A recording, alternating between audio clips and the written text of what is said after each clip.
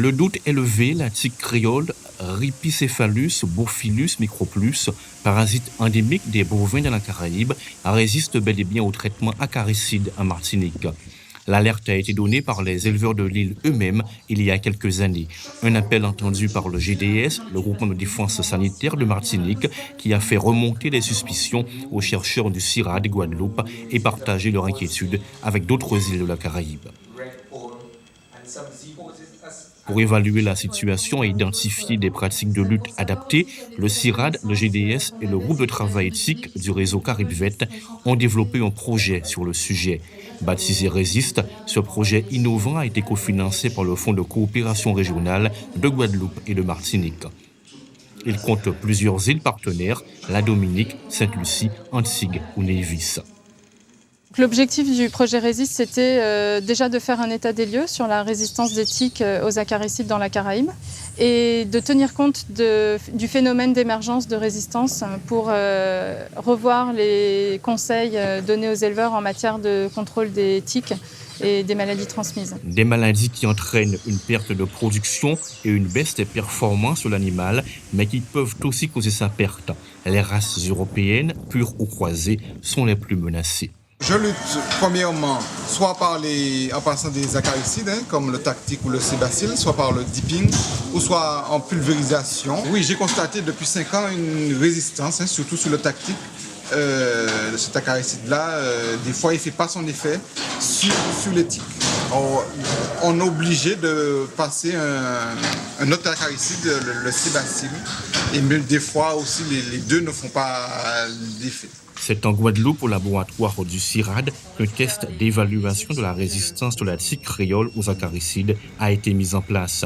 Une enquête épidémiologique a ensuite été menée auprès des éleveurs en Martinique, associée à la collecte de tiques envoyées au laboratoire pour analyse.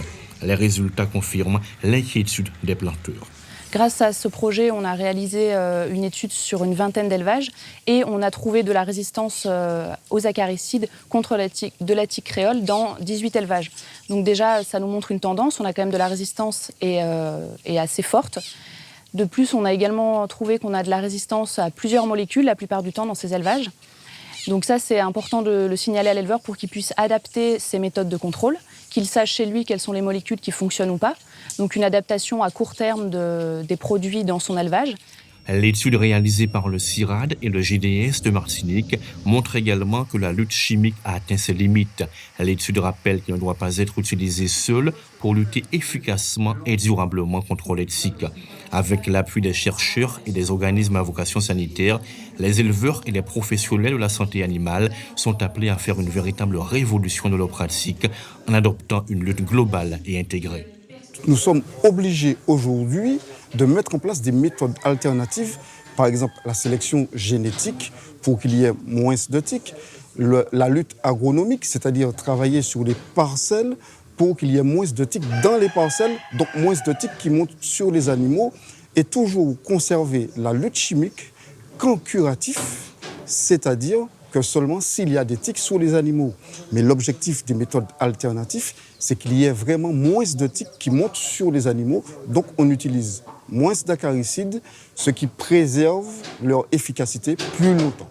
Cette nouvelle problématique liée à la résistance des tiques créoles ne concerne pas seulement les Antilles françaises. Le projet Résiste est un projet pilote pour l'ensemble de la Caraïbe. Le groupe de travail sur les tiques s'est de nouveau réuni en octobre dernier en Martinique entre ateliers et visites de terrain.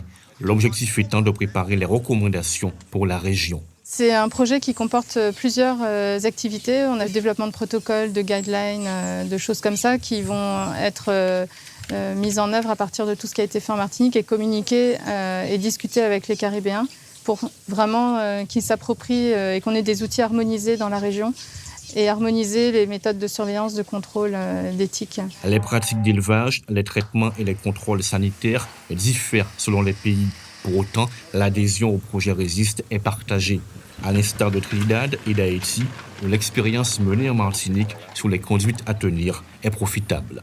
We have a lot of ticks, especially the Creole tick in Trinidad, and it does hinder livestock production and the development of the livestock sector in Trinidad. We are not sure if there is any resistance towards the ticks. However, we do need to do research to determine if in fact resistance is coming up in our ticks. But so far, farmers do not believe that they're seeing any resistance. Le contrôle sanitaire des tiques, ce n'est pas quelque chose de répandu. Et je peux dire que normalement, pour les soins des animaux en Haïti, on est à un stade vraiment, vraiment précaire parce que les gens ne sont pas assez informés pour prendre soin des animaux comme ça devrait être. C'est ça notre travail. C'est encourager les gens en les donnant des formations pour qu'ils prennent mieux soin des animaux, appliquer de meilleures pratiques d'élevage. À ce titre, Resist est un modèle de projet de recherche et de coopération qui s'est construit autour des problèmes rencontrés sur le terrain par le monde de l'élevage.